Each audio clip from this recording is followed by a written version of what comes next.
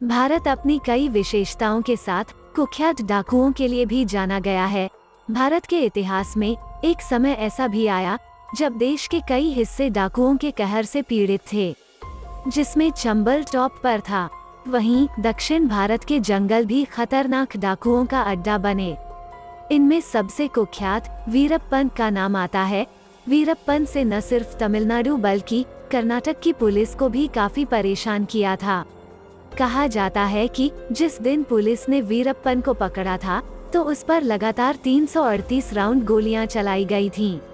आइए इस वीडियो के जरिए जानते हैं वीरप्पन से जुड़े कुछ अनसुने किस्से जिनके बारे में अधिकतर लोगों को नहीं पता।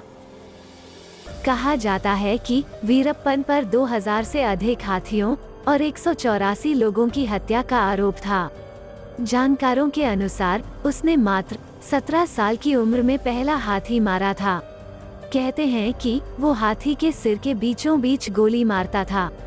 वीरप्पन दक्षिण भारत के जंगलों में चंदन की तस्करी करता था। इसके अलावा वो हाथियों का अवैध शिकार, हाथी दांत की तस्करी, अपहरण और अन्य गैर कानूनी काम करता था। जानकर हैरानी होगी कि कुख्यात वीरप्पन को पकड़ने के लिए लगभग 20 करोड़ रुपए खर्च किए गए थे। माना जाता है कि प्रतिवर्ष उसे पकड़ने के लिए 2 करोड़ खर्च आता था। इस तथ्य से अंदाजा लगाया जा सकता है कि वो कितना खतरनाक डाकू था। वीरप्पन ने सन 2000 में कन्नड़ फिल्मों के मशहूर अभिनेता राजकुमार का अपहरण कर लिया था। जानकर हैरानी होगी कि अभिनेता राजकुमार लगभग 100 दिनों तक वीरप्पन के चंगुल में रहे थे। लेकिन इस घटना के बाद वीरप्पन को पकड़ने का काम जोरों शोरों से शुरू हो गया था। वीरप्पन को पकड़ने के लिए जो स्पेशल टास्क फोर्स बनाई गई थी, उसके प्रमुख विजय कुमार थे।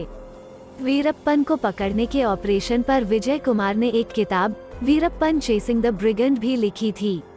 इस किताब में उन्होंने लिखा था कि वीरप्पन को मार गिराने के काम में 4 साल का वक्त लग गया था। विजय कुमार किताब में कहते हैं कि 2001 में उन्हें तमिलनाडु की पूर्व मुख्यमंत्री जयललिता का फोन आया था। फोन पर उन्होंने कहा कि आपको वीरप्पन को पकड़ने के लिए एसटीएफ का प्रमुख बनाया जाता है। जैसे ही विजय कुमार को वीरप्पन को पकड़ने की जिम्मेदारी दी गई, उन्होंने वीरप्पन से जुड़ी खुफिया जानकारी एकत्रित करना शुरू कर दिया था। इस दौरान उन्हें पता चला कि वीरप्पन अपनी बात आगे पहुंचाने के लिए वीडियो या ऑडियो टेप का सहारा लेता है। एक ऐसा ही वीडियो टेप विजय कुमार के हाथ लगा जिसमें पता चला कि वीरप्पन की एक आंख में परेशानी है। विजय कुमार ने अंदाजा लगाया कि वो आंख के इलाज के लिए जंगल से बाहर जरूर आएगा। विजय कुमार को पता चला कि वीरप्पन अपनी आंख का इलाज कराने की तैयारी कर रहा है। फिर विजय कुमार ने पूरी तैयारी कर ली।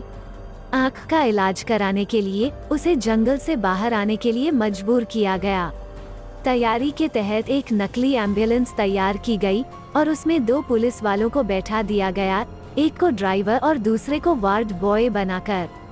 वीरप्पन उस एम्बुलेंस में बैठ गया।